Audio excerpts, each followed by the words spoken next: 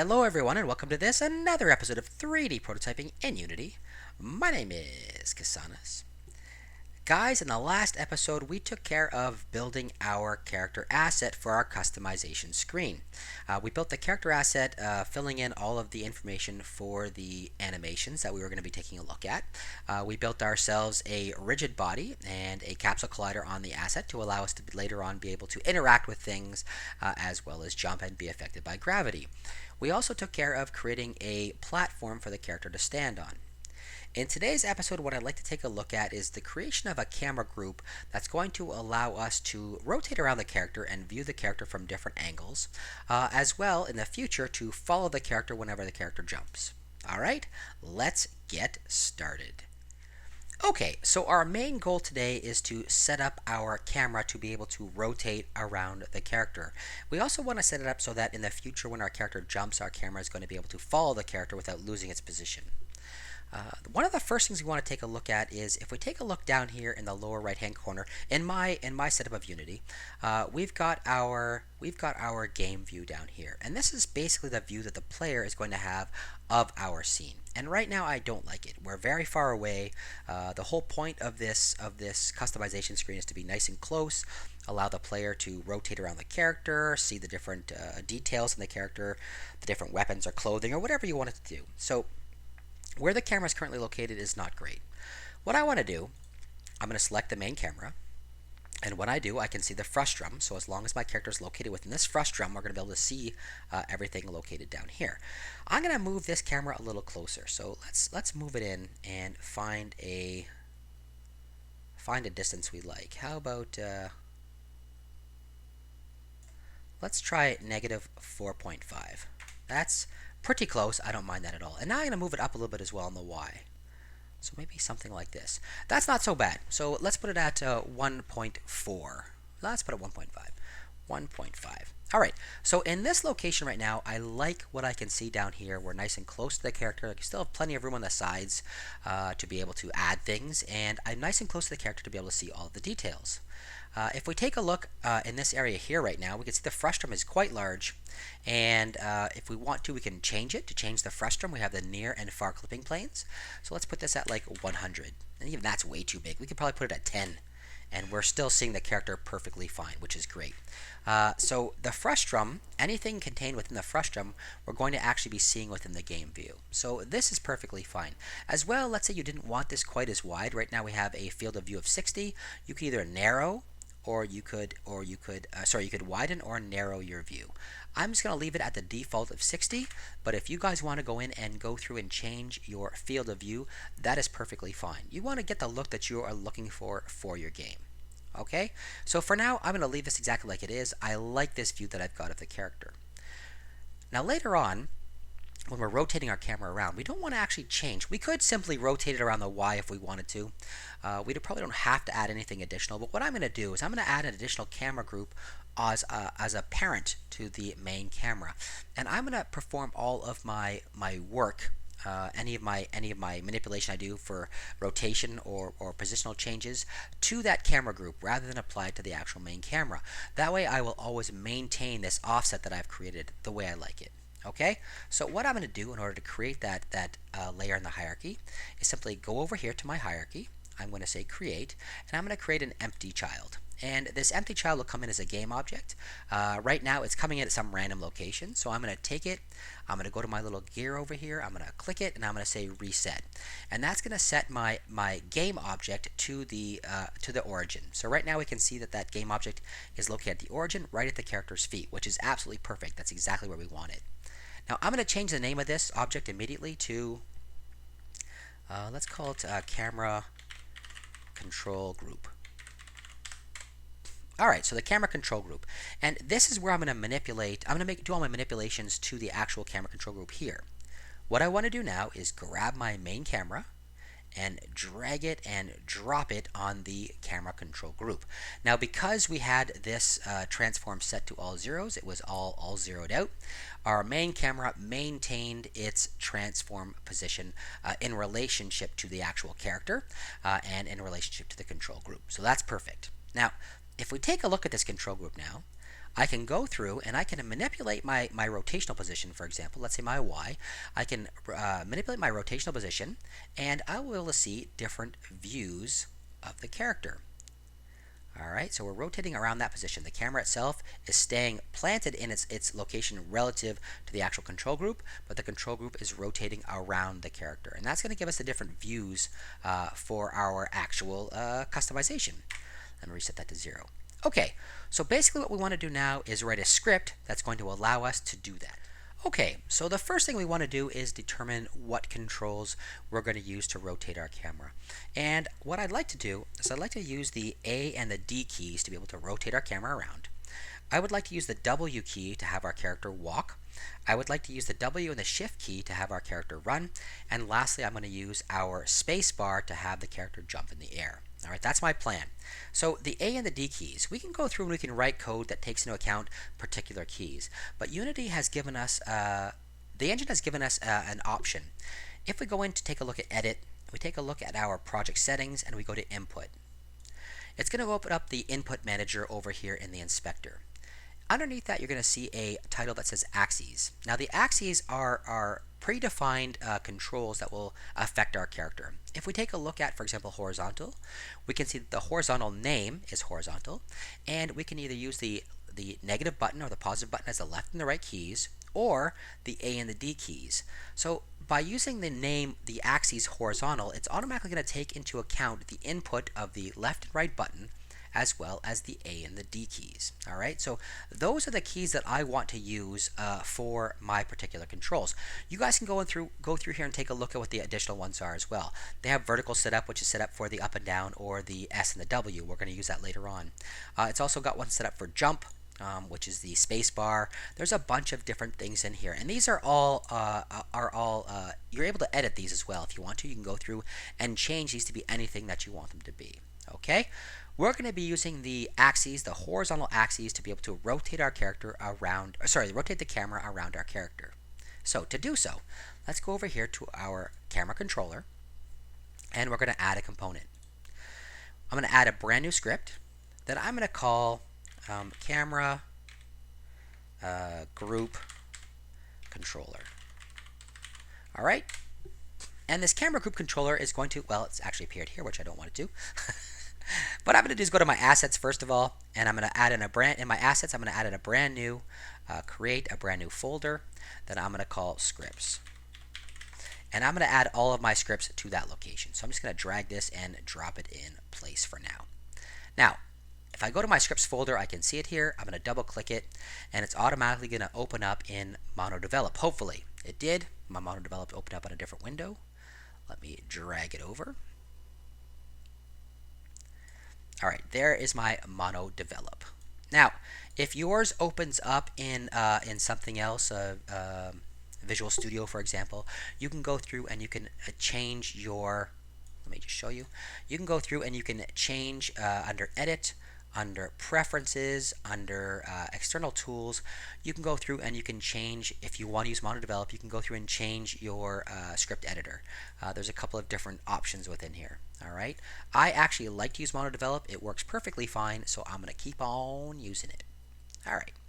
So, and let me zoom in a few times here. View, zoom in, view, zoom in. I'll zoom in a bunch of times so you guys can see this. I know sometimes people have a hard time seeing. Zoom in. I'll zoom in a bunch of times. People have a hard time seeing my code. All right. So, there's a couple of things that we're going to want to do within this camera control group. Basically, this is going to be in charge of rotating our camera. That's all I'm going to put in for now. Later on, we'll put in the code to have the camera follow the character when it jumps as well. For now, just the rotation.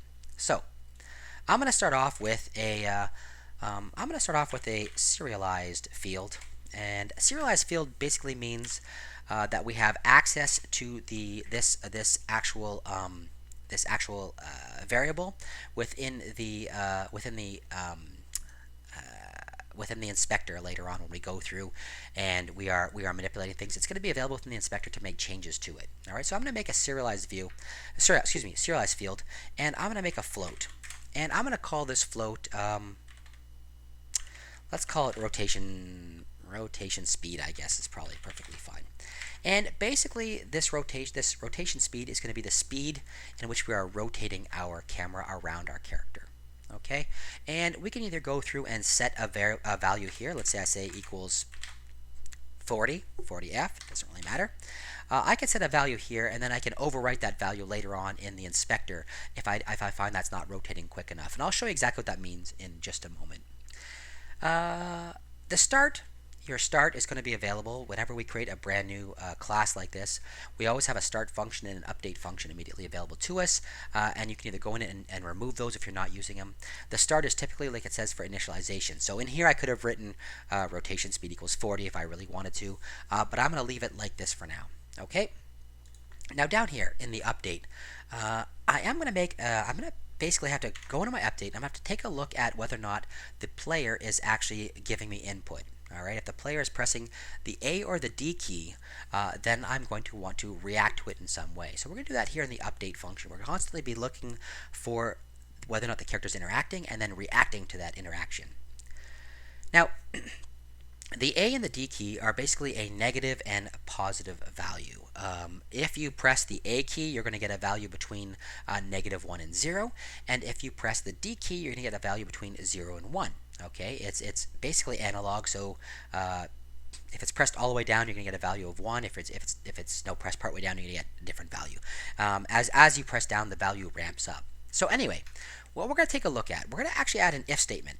If, and we're going to take a look to whether or not the person is actually pressing the input function at all. So if input dot, and I'm going to use my getAxes function, getAxes. And the axis I'm going to use is the quotations horizontal axis. Now you have to make sure that you spell this properly. If you don't spell it exactly as it's written in the input axes section, this is not going to work at all. Well, let's say I just leave it like this. So if I actually have a value that is greater than 0, that means they're actually pressing the D key. All right? If it's greater than 0, they're actually pressing the D key. So if they're doing so, I want to actually perform some action. All right, and that action is to rotate in a particular direction. All right, what I'm going to do in order to rotate this camera group is I'm going to change. Where is my camera group? Right here. I'm going to change the Y rotation. So I'm going to increase or decrease the Y rotation in order to have my camera rotate around properly. All right. To do so, I'm going to say transform dot rotate. All right, and it's going to take in here a value. It's going to take in here a vector 3 based on Euler angles. And basically what I want to do is I want to give it a vector 3 value. And I'm going to give it a vector 3. So the rotation is going to be around the vector 3 dot up. And that's going to basically mean that it's going to be rotating around that axis. Okay? And what I want to do is the vector 3 dot up is a unit vector, which means it's going to have a value of 0, 1, 0. And what I want to do is I want to multiply that value times my rotation speed. And that'll give me a faster rotation. Okay? Now, if I leave the value like this, I just say multiply by rotation speed, I'm going to have an extremely, extremely fast rotation. And I don't want that. Instead, what I'm going to do is I'm going to multiply this times time dot delta time. And this means basically break up this rotation into little tiny increments, because the update function occurs every frame. So if you're running this program at 500 frames per second, let's say, then you're going to be rotating at 40 degrees times 500 rotations every second. Obviously, you're not going to be able to see that. By using this value of time.delta time, we're taking the little tiny increment between frames, and we are multiplying that times the rotation speed in order to get a small partial rotation. Okay, so let me just close off my boop and boop. Okay, so if I say file and I say save, now let's go over here and take a look at what's happened inside of our inspector. So if we've done everything correctly, we are going to get our serialized field show up here, unless I'm getting some errors, which I'll be able to see in the console. No errors, which is great. And there we go. Now we're seeing, it took a long time actually. Now we're actually seeing our rotation speed of 40 there. Okay? Now our code is set up to be able to, if I hit play right now, our code is set up to be able to only use the D key. As I mentioned, the A key, if I press it, nothing happens. I'm pressing it right now, nothing's happening. Our A key gives a value, our horizontal value of -1 to 0. If I hold our D key, however, we are getting a rotation around the character. Great. Now, let me hit stop here for a second.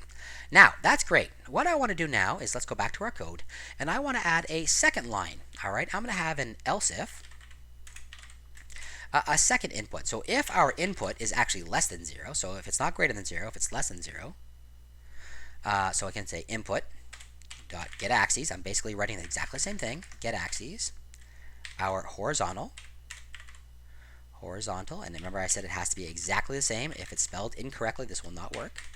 And let's say in this case it's less than 0. All right, that means that the player is actually pressing the A key.